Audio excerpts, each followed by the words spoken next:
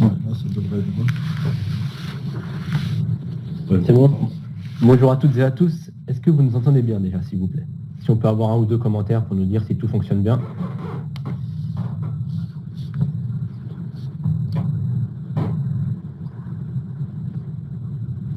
Alors, Bruno est en train d'écrire. Ah bah, c'est écrit quand c'est en train d'écrire, en fait, quand il pose des questions. Ouais. Est-ce que je voyais juste Rachida? Oui, c'est vrai que le son est parfait. Ok. Ok. Oui, c'est ok. Donc très bien, on va commencer alors. Donc bonjour à toutes et à tous, nous sommes aujourd'hui ici avec, avec Stéphane pour ce webinaire dans le cadre de notre partenariat avec IBM afin de démystifier l'intelligence artificielle. Nous allons commencer. Donc je vais laisser Stéphane Koch se présenter. Alors bonjour à toutes et à tous, merci de vous être connectés. Donc je suis Stéphane Koch, je travaille pour IBM dans une division qui s'appelle Système Cognitif et on est responsable de gérer et de travailler sur des projets de machine learning, deep learning et d'IA. Voilà. Pour ma part, donc Semi Osni, business développeur junior au groupe Easy, affecté à la partie SAP. Donc, dans un premier temps, je vous présenterai l'entreprise groupe Easy rapidement, puis je laisserai Stéphane vous parler dans de plus amples détails de l'intelligence artificielle. Donc le groupe Easy. Le groupe Easy, c'est donc une PME qui couple des offres cloud as a service et une forte expertise dans plusieurs domaines applicatifs, tels que SAP, Microsoft, IBM ou encore Oracle. C'est une PME de plus de 20 ans d'expérience qui réalise un chiffre d'affaires de 25 millions d'euros annuels en 2018, avec 115 collaborateurs, un centre de service managé 24/7, 450 clients directs et indirects, et plus de 3000 serveurs managés. Le site principal est à Nanterre, en Ile-de-France, et deux agences nationales sont présentes en France également, à Nantes et à Toulouse. Donc, comme je vous l'ai dit, il y a plusieurs domaines applicatifs au sein du groupe Easy, tels que SAP avec un centre de service 24/7 et une vingtaine de consultants certifiés. Le pôle Microsoft, notamment pour les outils collaboratifs. Le pôle IBMI, donc avec de l'AS400. Et enfin, le pôle Oracle, notamment pour la database. Donc nous avons plusieurs offres telles que les applications business as a service avec des souscriptions à la demande, les solutions cloud managées, que ce soit dans le cloud public, privé, on-premise ou bien avec l'hybridation. Nous proposons également la mobilité des utilisateurs avec les offres Microsoft Office 365 et les messageries. Et enfin, l'ingénierie expertise IT pour tout ce qui est migration, conseil, audit, etc. Donc comme je vous l'ai dit, le groupe Easy, c'est une PME avec plusieurs compétences dans plusieurs domaines applicatifs. Mais je tiens à préciser tout de même que nous ne faisons pas donc d'intelligence artificielle. Cependant, nous pouvons vous accompagner dans votre transformation dans cette nouvelle ère du numérique si vous avez besoin de déployer de la puissance à la demande ou autre encore. Donc maintenant, je vais laisser Stéphane Koch entrer plus en détail dans la présentation de l'intelligence artificielle. Merci Rémi. De rien. Ce que je vous propose, c'est une présentation où on va partir de l'exemple, déjà, en premier, avec des vidéos. Et puis, on va descendre tout doucement dans les couches jusqu'à aller sur la couche basse donc, de l'infrastructure. Voilà. Alors, j'aime bien citer Coelho parce que on est sur un nouveau sujet. L'intelligence artificielle, c'est un peu nouveau, même si c'est apparu déjà depuis 2012-2015. En tout cas, ça s'est bien répandu. Et il y a encore beaucoup d'entreprises qui ne savent pas comment prendre le sujet. Et donc, l'idée aujourd'hui, avec Easy, c'est aussi de démystifier. Donc, et la meilleure façon de démystifier, c'est aussi de partir sur des exemples. Donc le premier exemple, là, je vous donne un exemple dans la distribution que vous allez facilement reconnaître. L'idée, la grande distribution est en train de vraiment se transformer, se rapprocher de leurs clients, de l'ère des supermarchés est en train de changer, d'évoluer. Ils mettraient plutôt des petits magasins sans caisse, plus nombreux et plus proches, donc des centres-villes. Donc l'idée, là, à partir du moment où on parle d'un magasin sans caisse, eh bien, on parle de certain nombre de références, à peu près 1000, sur une surface qui est assez réduite, où vous pouvez rentrer jusqu'à 6 personnes à l'intérieur, et puis être pas identifié, enfin vous seriez identifié au démarrage, et avec un système d'intelligence artificielle, de reconnaître de manière automatique le produit que vous allez prendre. Donc avec un plafond équipé de caméras, et derrière ces caméras, en fait, avoir construit des algorithmes qui permettent de reconnaître quel type de produit vous avez pris, de créer automatiquement votre ticket de caisse, de vous le présenter et que vous vérifiez que c'est correct, et puis après de payer et de sortir. Voilà, donc c'est un peu ce qui est en train de se mettre en place. Et là, vous voyez, donc nous, on apporte une partie infrastructure, on travaille avec une société type groupe 22 qui développe les algorithmes de computer intelligence, de computer vision, et puis le client, et on a aussi même un revendeur pour la partie infra. Voilà, donc ça c'est un exemple de la distribution. Un autre exemple dans la surveillance des tunnels, un grand groupe que vous connaissez, Vinci. Donc là, c'est à partir du moment où il y a à peu près 89 tunnels en France. L'idée, c'est d'automatiser un petit peu la surveillance de ces tunnels. Alors, il y a des caméras, il y a de plus en plus de caméras, mais vous n'avez pas plus d'agents de sécurité.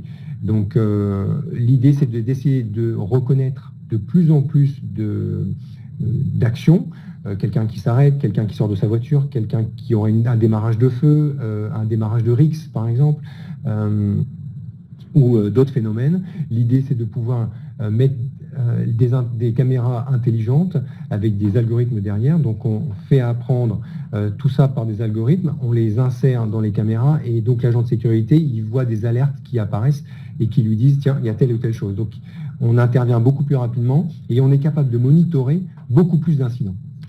Voilà, donc là, encore une fois, on travaille dans un écosystème, vous le voyez, donc là, c'est pas le groupe 22, c'est Cyclope.ai avec un revendeur, IBM qui apporte l'abri d'infrastructure et puis le client qui a émis son besoin. Notre exemple, c'est dans la partie télévisuelle, Media Entertainment, c'est d'utiliser l'intelligence artificielle pour vraiment identifier le temps, enfin comptabiliser le temps que la marque est exposée à l'écran. Je vais vous montrer une petite vidéo rapide. Ici. Voilà. Voilà, donc là, tout ça, ça a été construit à partir de nos algorithmes. Et vous voyez, on a fait apprendre à la machine la reconnaissance de marque, et on a un compteur en bas à gauche qui comptabilise automatiquement en fait, le temps d'exposition de la marque suivant son arrivée à l'écran.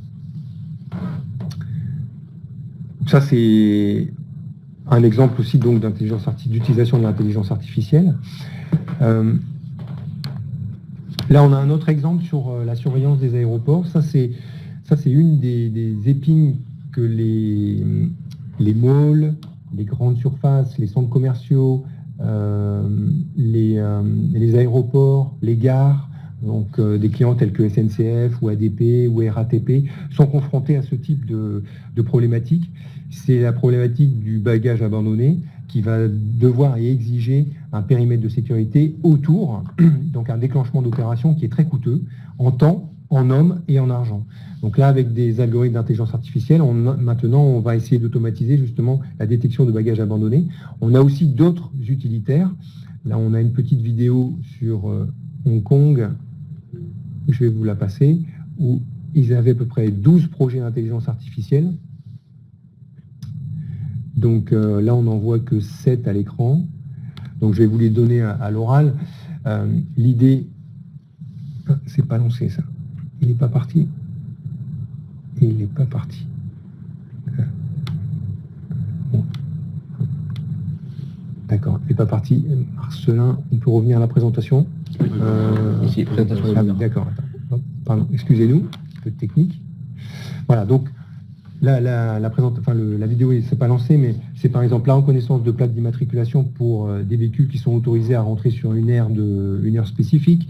C'est la présence donc de colis abandonnés, c'est le tracking de personnes sur certains mouvements à l'intérieur de l'aéroport, c'est le port d'éléments de sécurité pour des personnes qui sont sur des zones un peu spécifiques. Voilà, il y a pas mal de choses qui sont développées autour de l'intelligence artificielle dans ce domaine-là. Un autre exemple, c'est dans le domaine médical.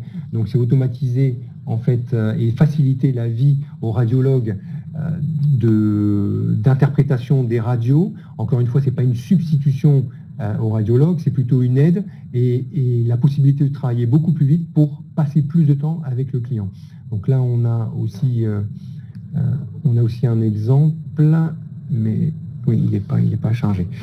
Donc, en tout cas, vous aurez accès à toutes les vidéos. Non, ils auront accès de toute façon à toutes les vidéos. On pourra donner le lien. Donc, détection, par exemple, de cancer du poumon ou du cancer du sein à partir directement de radiographie. Mais voilà, donc je vous ai présenté des exemples dans la distribution, dans le médical, dans l'industrie. Il y en a pléthore, en fait. On a aussi pas mal de choses dans la banque, mais dans la banque, c'est un peu moins visuel parce que c'est plutôt autour du machine learning.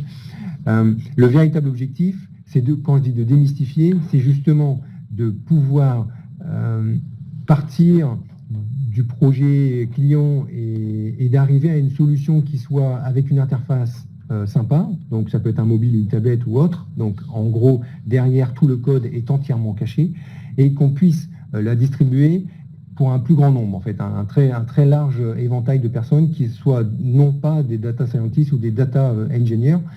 Donc l'idée c'est ça en fait, hein. Le projet autour de l'intelligence artificielle, c'est de pouvoir simplifier au maximum la totalité des étapes. Donc souvent on parle d'une idée. On va développer une application avec aussi le service. Donc là, c'est plutôt la partie technique, tout ce qu'on va développer autour des algorithmes.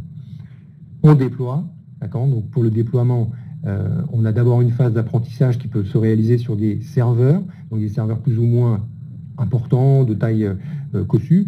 Et puis après, quand on déploie, on fait un modèle d'inférence, on l'utilise, et le processus d'intelligence artificielle en fait est itératif, puisque au fur et à mesure qu'on va utiliser le modèle, on va revenir, on va collecter des données et on va pouvoir retuner, soit ajouter des choses à ce qu'on a développé, soit affiner le modèle pour gagner en précision. Donc pour faire ça, vous avez compris, en gros, il y a deux grands items. Il y a la partie applicative qui, elle, doit être très très simple. Donc là, on va travailler en mode DevOps, microservices, je pense que tout le monde connaît. Et puis, on peut aller chercher des services et la déployer dans un cloud privé ou dans un cloud public, suivant la sensibilité que vous aurez vis-à-vis de vos données. Dans le domaine bancaire, dans le domaine industriel ou dans le domaine de la santé, très souvent, les choses se font on-prem parce que vous ne voulez pas que les données sortent de votre entreprise. Donc on observe aujourd'hui à peu près 50% des projets on-prem, 50% sur les projets off-prem. Et puis après, on a la partie donc non pas applicative, mais la génération des modèles. Donc chez IBM, vous avez deux approches. Vous avez une approche qui est liée à Watson, qui a été déjà bien vulgarisée. Ce sont des API génériques qui ont été construites à partir de données qui sont disponibles sur le marché ou alors qu'on a connectées. Et puis après, vous avez des choses sur mesure, où là, on travaille vraiment avec vous, avec vos données, et on développe directement. Donc Watson, vous avez un certain nombre d'utilitaires. Donc je vais les passer très rapidement. Bon, ça va du chatbot en bas à gauche à tout ce qui est Natural Language Processing autour du langage, là, en bas à droite. La possibilité en fait de transformer de la voix en texte ou du texte en voix. Tout ça, c'est déjà disponible. Des analyseurs d'empathie ou de tonalité. La possibilité de lire des documents de 400 pages dans des domaines très réglementaires tels que la banque ou même dans la chimie, dans le process, dans l'industrie. On a la possibilité de lire des documents de 400 pages en 2 minutes. Et puis un petit modèle de reconnaissance visuelle. Tout ça, ce sont des API que vous prenez sur étagère, que vous pouvez déjà déployer sans forcément avoir à développer. Après, vous avez du sur-mesure. Alors pour le sur-mesure, en gros, dans le projet d'intelligence artificielle, la base du projet d'intelligence artificielle, c'est la donnée. Donc il faut avoir des données, et plus vous allez avoir de données, plus votre modèle sera robuste. Après, il faut avoir les compétences, bien entendu, donc des data scientists, des gens qui savent utiliser ces données et les algorithmes pour pouvoir les analyser. Et puis, vous aurez besoin aussi d'une infrastructure informatique pour héberger le projet. Quand je dis héberger, c'est aussi pour le développement. À partir du moment où vous faites du deep learning, donc des modèles de computer vision, qui sont très gourmands en capacité informatique, vous aurez besoin d'une infrastructure. Naturellement, entre travailler des données, des photos satellites ou des photos médicales et des photos de chiens et chats, la pixelisation n'est pas la même, la précision n'est pas la même, donc vous avez des besoins de compute qui sont différents. Ici, dans le slide qui vous est présenté, c'est un peu les différentes étapes au travers desquelles on va passer. Chacune des briques est indépendante et chacune des briques peut être prise chez IBM ou non IBM. Donc la première, c'est je prends mes données, je les organise, c'est le modèle Watson Knowledge, mais il y a d'autres produits aussi sur le marché. Après, vous construisez vos modèles, donc Watson Studio, vous les déployez et puis vous les utilisez, c'est Watson Machine Learning. Donc là, vous avez aussi d'autres opérateurs sur le marché. Et après, une fois que vous avez développé vos modèles, il faut les monitorer. Les monitorer pour avoir deux choses. Premièrement, c'est la capacité d'expliquer le modèle, parce qu'il y a un facteur explicatif qui est très important. Pourquoi telle ou telle personne, on lui a refusé le prêt de la banque. Donc il faut être capable de pouvoir expliquer. Et puis, il faut essayer d'identifier s'il n'y a pas des biais dans les modèles qui ont été construits. Donc, parce qu'on pourrait éventuellement exclure des catégories de personnes sur telle ou telle offre, parce que le modèle qui a été construit et la donnée qui a été mise en entrée n'était pas forcément la bonne. Donc ça, c'est très important, la notion d'inclusion, la notion d'éviter de faire apprendre des choses par erreur à la machine. Et puis en bas, le socle horizontal, c'est toute la partie compute, où là, vous allez vous reposer à la fin, in fine, sur quand même du calcul. Donc vous voyez, on est parti des exemples, des différentes méthodes, possibilités qu'on a chez IBM, et là, on descend un petit peu sur la partie compute. Donc sur la partie compute, vous avez besoin d'un serveur qui a la capacité de gérer ce type de projet. Donc chez IBM, on a sorti un serveur qui s'appelle AC922, Accelerated Compute, avec le modèle sur base de Power 9. La particularité de ces machines, vous pourriez vous interroger sur quelle est la différence entre la machine IBM et puis d'autres solutions sur le marché. C'est que cette solution a des uniques qui permettent de travailler sur un très grand volume de données et que sur chacune des données, unitairement, peut être très volumineuse. Ça, c'est très explicite sur la partie médicale, sur la partie photo, puisque si vous avez des petites images de 240 par 240, si vous les multipliez par 10, 2400 par 2400, eh bien, vous faites déjà x100 en taille. Donc derrière, vous avez besoin de capacité de calcul. Alors, la particularité de cette machine, c'est que c'est une machine qui est totalement équipée de librairies open source. Donc tous les data scientists vont se retrouver avec les librairies TensorFlow, Keras, Chainer qui est assez peu moins utilisé, Café. Tout ça, ces librairies sont recompilées par IBM, optimisées par IBM et livrées tous les 2 à 3 mois chez vous, de manière à ce que vous n'ayez pas les matrices de compatibilité à gérer. Ça, c'est l'un des premiers avantages. Le deuxième avantage de la machine, là on est un petit peu plus technique, c'est que vous avez une communication entre des cartes accélératrices, des cartes qui traitent les algorithmes, ce sont des cartes GPU. Vous avez là aussi la possibilité de mettre des cartes accélératrices FPGA, puisque vous avez plusieurs ports qui sont dédiés aussi à ça.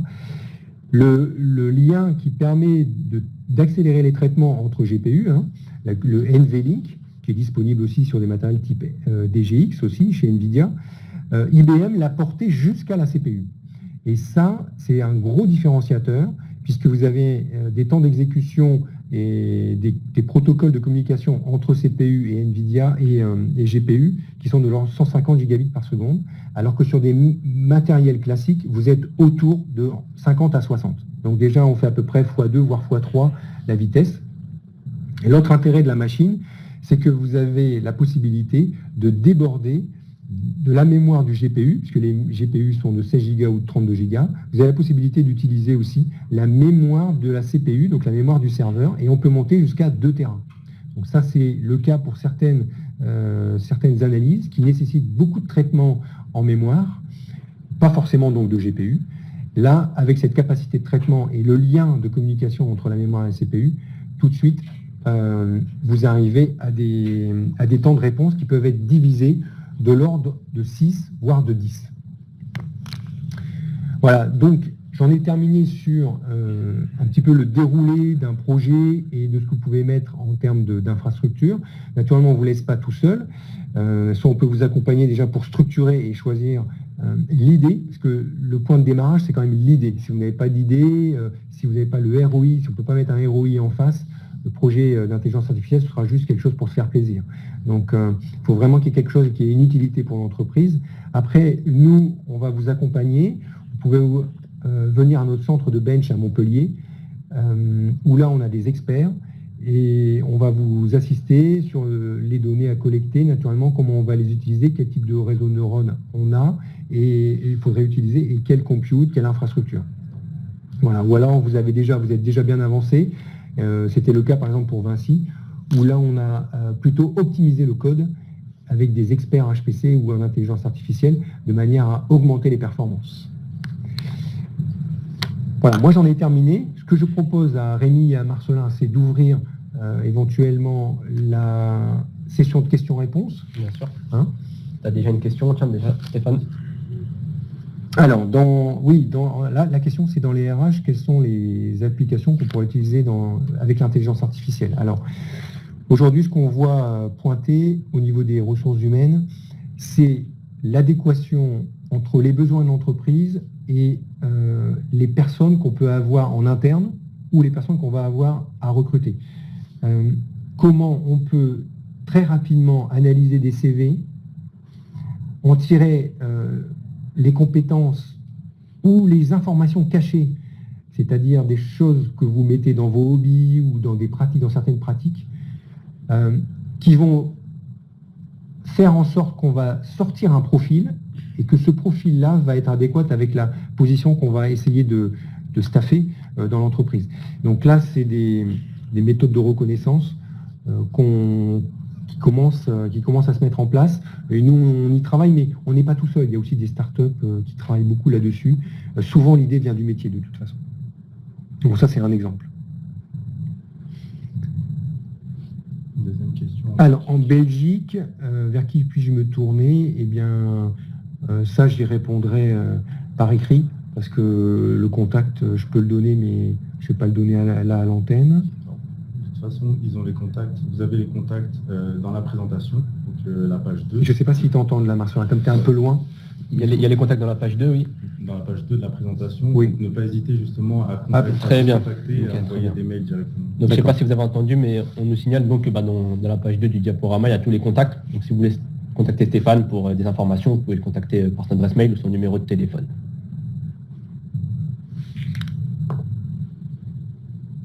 Merci, je ferai ça là. Ok, très bien. D'autres questions? Voilà, Bruno. Nous, on a une entité IBM par pays, donc ce sera plus simple de s'adresser à une personne de Belgique.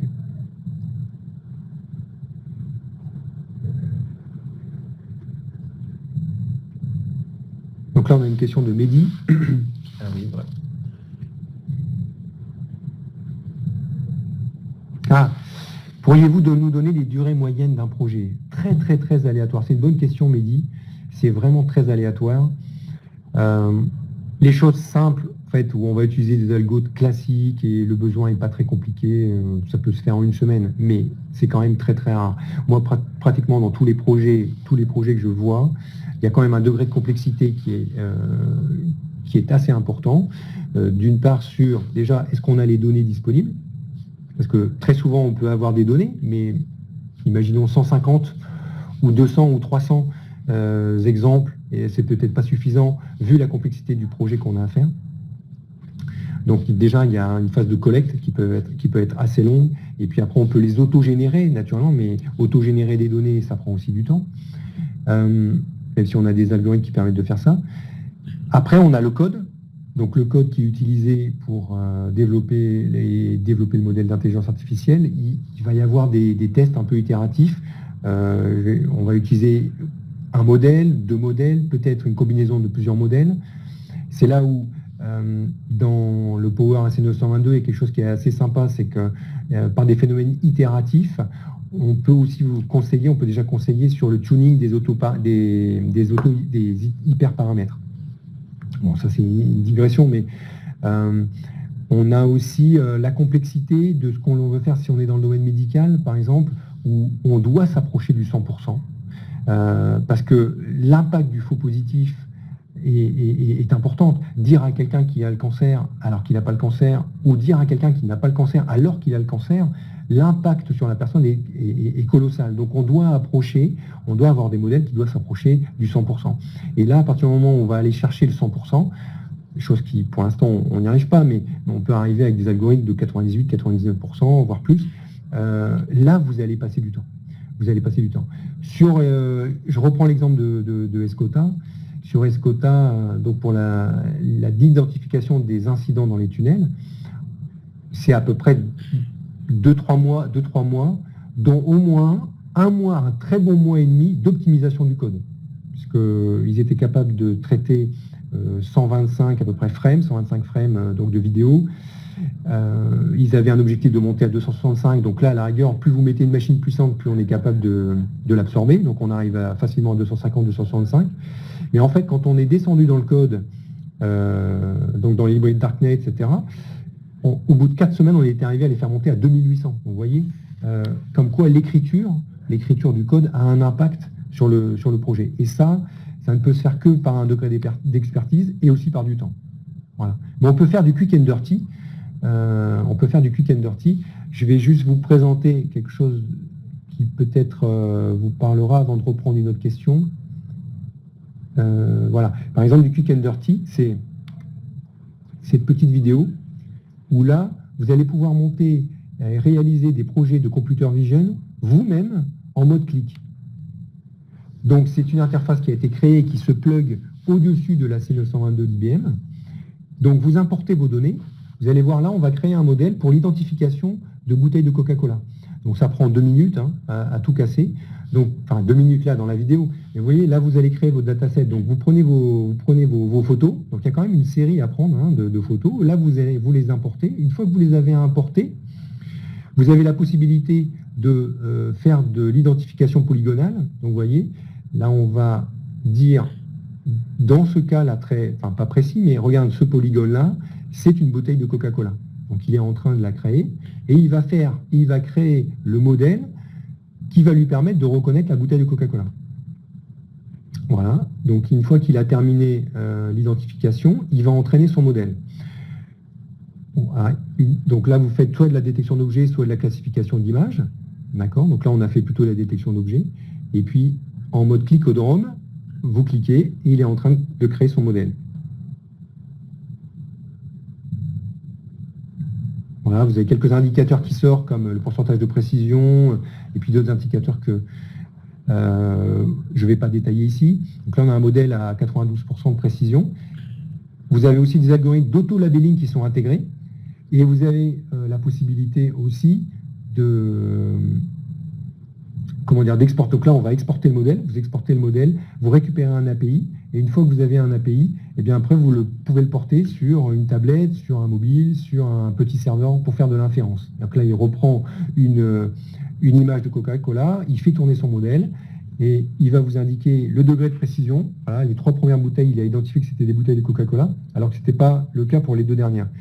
Ce qui n'est pas apparu dans la vidéo, c'est que vous avez la possibilité aussi, quand vous avez des petits datasets, d'utiliser des algorithmes qui sont déjà prédéfinis à l'intérieur du modèle AI Vision pour augmenter vos datasets. Donc retourner l'image, l'agrandir, la foncer, l'éclaircir, plus d'autres algorithmes qui permettent tout de suite de passer par exemple de 500 images à 3000 images. Parce que plus vous allez avoir d'images dans votre dataset, plus votre modèle sera précis. Alors, est-ce qu'on a Émir a posé une question. Est-ce que vous auriez un exemple d'application d'IA dans le métier de transport urbain? Alors, dans le transport urbain, il y a plusieurs choses, Émir. Ça peut être de la détection de fraude, donc quelqu'un qui rentre dans un bus, est-ce qu'il a payé ou pas payé, voilà, ça pourrait être ça. Ça pourrait être des comportements un peu bizarres. Ça pourrait être après des choses qui sont plus relatives au matériel qui te transporte. Voilà. Donc, par exemple, le bus ou un tramway ou un train, des analyseurs de RAM, des analyseurs de rails, des analyseurs de pantographes pour voir si le pantographe n'a pas des défauts. Ça, on a été sollicité par la SNCF. Donc voilà, c'est soit lié à un comportement interne à l'intérieur du matériel qui te transporte, soit au matériel même qui te transporte. Voilà. Le matériel qui te transporte, ça peut être aussi, par exemple pour les bogies chez Bombardier, est-ce qu'il y a une fissure dans la bogie? Est-ce que telle pièce a été bien montée à tel endroit? Est-ce qu'elle a été bien vissée? Donc là, c'est des méthodes de reconnaissance visuelle.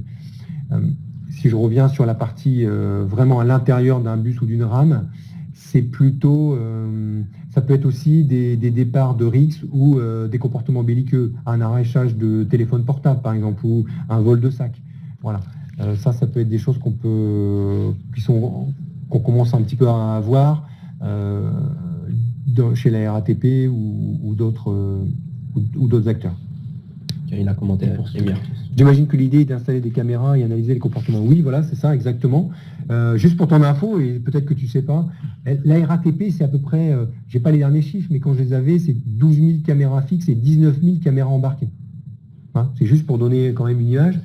12 000 caméras fixes et 19 000 caméras embarquées, donc ça fait quand même un flux vidéo qui est assez important. Il collecte à peu près entre, je crois, 2 pétas 5 et 3 pétas de données tous les 15 jours.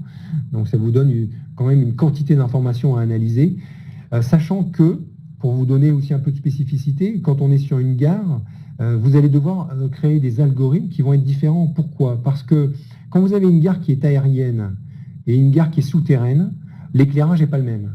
Une gare qui est souterraine, l'éclairage 365 jours sur 365, 24 sur 24, c'est toujours le même puisque c'est un éclairage néon. Donc votre modèle, il est développé et il a appris sur cet éclairage-là, ça n'a pas changé. Alors que si vous êtes sur une gare aérienne en plein été ou en plein hiver et entre 9h du matin et 15h de l'après-midi, l'éclairage n'est pas du tout le même et donc votre algorithme peut très bien ne pas fonctionner de la même façon. Donc votre degré de précision à 9h du matin, il peut être à 95% et il peut être à 10% à 14h. Voilà. Donc c'est pour illustrer un peu le fait que on sera obligé, enfin, de toute façon c'est là quand même la tendance, c'est de déployer de plus en plus de modèles. Alors avez-vous déjà développé des voicebots pour du service SAV? Non. Moi pour ma part non. Ça c'est des choses que vous choisissez sur étagère. Donc c'est Watson, c'est déjà pris, c'est déjà disponible. C'est pratiquement du basique maintenant. Okay. Est-ce que j'ai loupé des questions? Non. Non. D'accord. Est-ce qu'il y en a d'autres par contre? Il y a d'autres questions?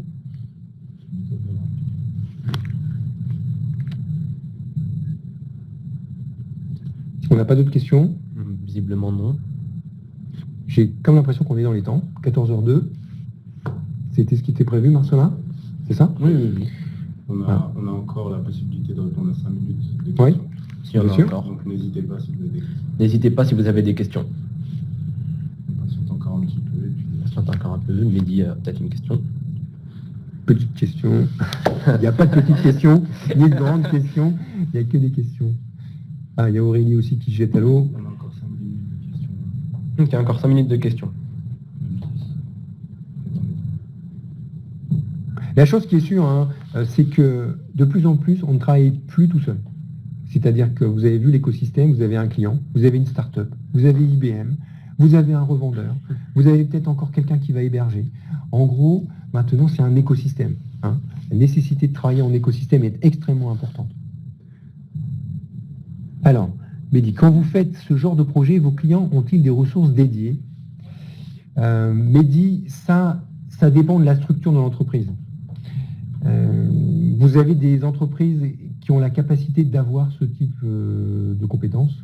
Souvent, voilà, les grandes banques ont déjà des équipes de data scientists. Par contre, dans les PME, dans les ETI, c'est pas le cas, c'est pas forcément le cas. Après, c'est pas forcément un problème parce qu'elles vont s'appuyer sur un écosystème, comme je l'ai dit. Et il y a de plus en plus, si vous êtes allé à Vivatech, vous avez vu le spectre de start-up. Et donc, vous pouvez très bien travailler dans une start-up. Et donc, l'entreprise, de plus en plus, si vous y êtes allé, vous avez vu, que ce soit RATP, EDF, SAP, Orange, eh bien, il y a un vrai écosystème de start-up. Ces grosses entreprises-là font appel à d'autres petites sociétés, d'autres petites structures, où là, vous allez trouver des data scientists. Donc, ils n'ont pas les compétences en interne, mais ils vont les chercher à l'extérieur. Okay. Alors, Aurélie, je reviens sur les RH. Est-ce que les RH utilisent l'IA? Oui, de plus en plus. Moi, ça fait pas mal de temps que je suis chez IBM et je crois que le premier module où on a dû utiliser un peu l'intelligence artificielle, c'était sur les notes de frais. C'était de la détection de fraude, voilà, et voir s'il n'y avait pas de fraude. Je sais que l'IA est en train de s'infuser un peu partout dans tous les process, hein, que ce soit aussi bien dans la fabrication, dans les RH, dans les notes de frais, dans les comportements clients, etc. Donc dans les ressources humaines, l'idée, c'est vraiment d'avoir le bon candidat au bon moment, au bon endroit et d'aller très très vite. Donc de plus en plus, même nous, en interne, on nous demande de remplir de plus en plus de choses pour que l'entreprise arrive à savoir un maximum d'informations sur nous. Alors avant, on nous demandait juste les langues, les expériences, etc. Mais ils essayent d'avoir une profondeur de champs déclaratives, mais aussi au travers des formations que tu as pu suivre, de manière à créer des algorithmes automatiques et de dire, tiens, finalement, cette personne-là, elle a suivi tous ces types de formations, déjà depuis 3-4 ans, eh bien c'est le bon profil. En tout cas, on doit regarder. Et c'est logique, parce qu'on est une entreprise de 400 000 employés, alors même si on est indépendant, chaque pays est indépendant, hein. En France, on est 7 000, trouver la bonne personne parmi 7 000 employés, même si on est régenté dans certains silos, dans certains secteurs, ça va plus vite avec un moteur d'intelligence artificielle. Donc oui, on l'utilise. Quel modèle pour les algos non supervisés? Il n'y a pas de, il n'y a pas de règles. Il n'y a pas de règles. Ce qu'on utilise le plus de toute façon, c'est ce qui est. Il n'y a pas de choses spécifiques IBM. On utilise les librairies qui sont disponibles. Déjà le TensorFlow, le Café, le Keras. Puis après, à l'intérieur de ces librairies-là, eh bien, on va utiliser du Faster RCNN, du BERT pour du NLP. Enfin, il y a pléthore de modèles. Donc, je ne vais pas vous les citer parce que d'une part, ce serait une liste à l'après-vert.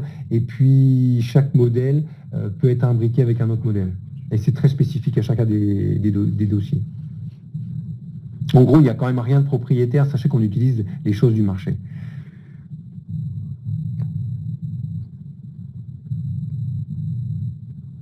On a BP qui est en train de... Oui, on a une question de BP.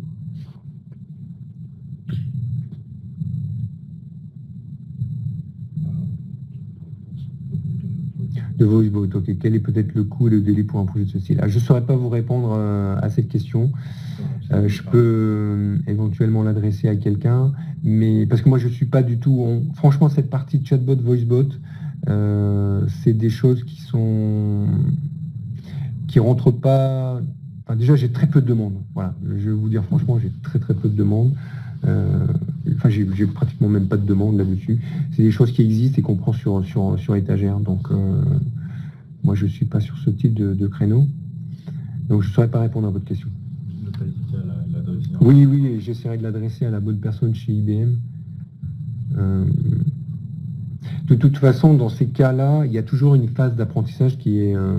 ce que je vois, on a des clients comme Orange, on a des clients comme Massif, Massif, et puis Roinfo, Crédit Mutuel, l'email analyzer, la tonalité, etc. Tout ça, au début, on utilise des algorithmes, on arrive à un degré de précision qui est de l'ordre de 40%, qui n'est pas terrible. Après, il faut tout de suite alimenter le modèle pour pouvoir le faire passer à 60%. Et après, la courbe d'apprentissage va assez vite, c'est-à-dire qu'on va vite monter vers 80, 85, 90%. Mais ça, il y a quand même un travail qui prend au moins 3, 4, voire plus, voire 6 mois. Il y a un transfert de la connaissance humaine à l'intérieur de l'entreprise vers la machine. Donc moi, je ne saurais pas répondre à ça puisque j'en fais pas. Est-ce qu'il y a d'autres questions? Ouais, 4 minutes. Il reste 4 minutes si vous avez des questions encore.